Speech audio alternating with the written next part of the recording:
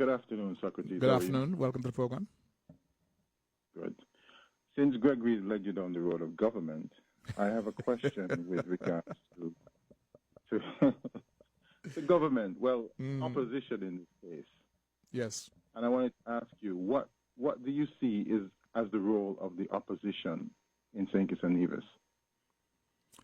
The role of the opposition in any democracy is to, I would say, shadow the government when they pass legislation, to challenge them on it, be involved in the governance of the country. Now, there's the role of the leader of the opposition who is in parliament. He has to be as a counterbalance to legislation and what's happening. His voice has to be heard. If there is legislation that benefits the country, support it.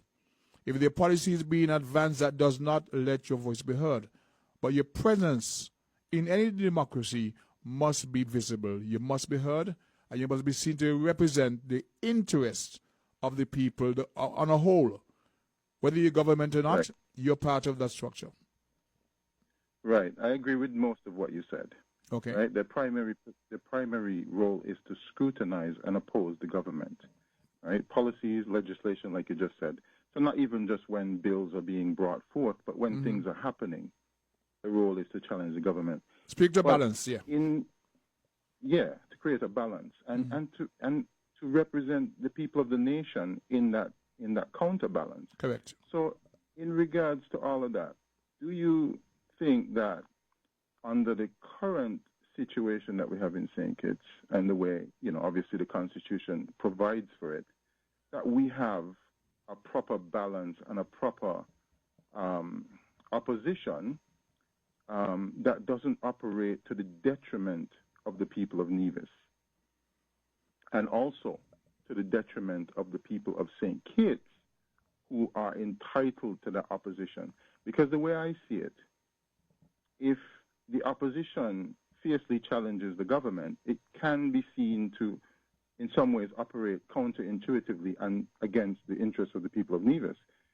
And again, I don't see a proper setup in the parliamentary system that allows for this to happen effectively in the way that it's currently supposed to work and the way it's currently being operated.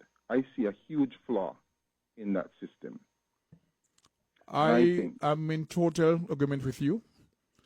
I was at a forum this morning where the Prime Minister was engaging the members from the private and public sector to get involved in a conversation. It's called 90 Days of Citizenship and Security.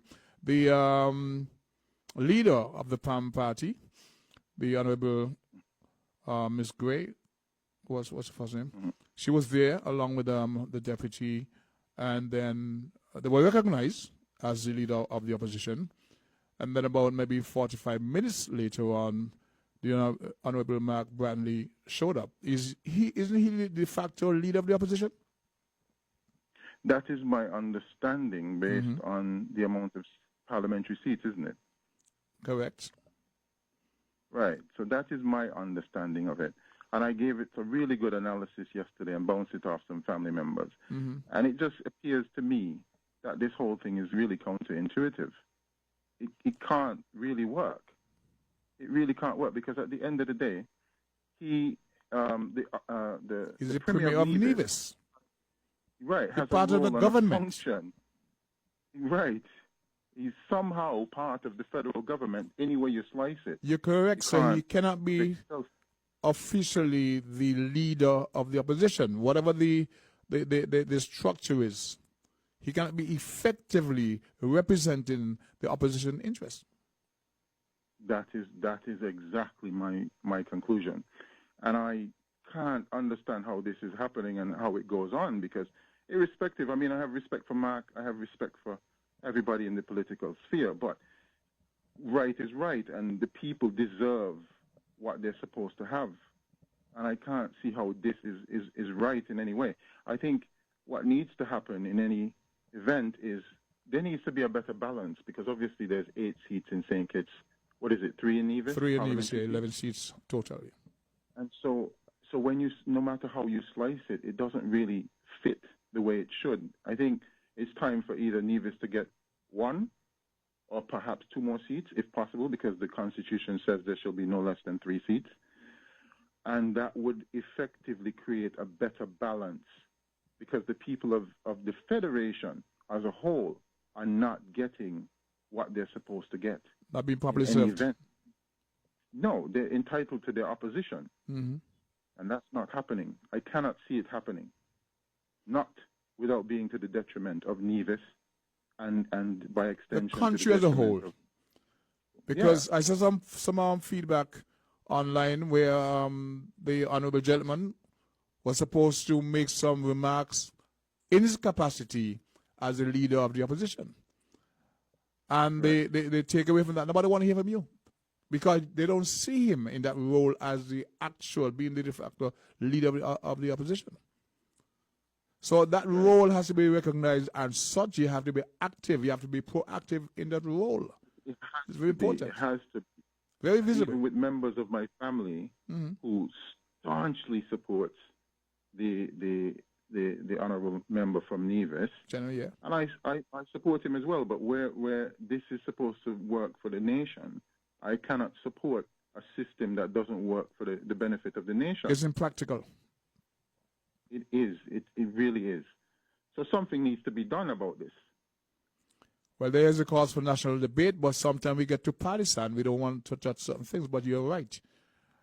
And as I say, in the local plans, we're going on in the morning. Come wait in the evening. Right? Well, something is going to have to be done about this, because I'm the not current structure. For this. I'm a citizen, and I'm not happy with this arrangement in any event. Don't care who is in power. There should be opposition to it. That is what makes this thing work. That is what makes the democracy work. So do you have an opinion as to why there aren't many other voices raised against it?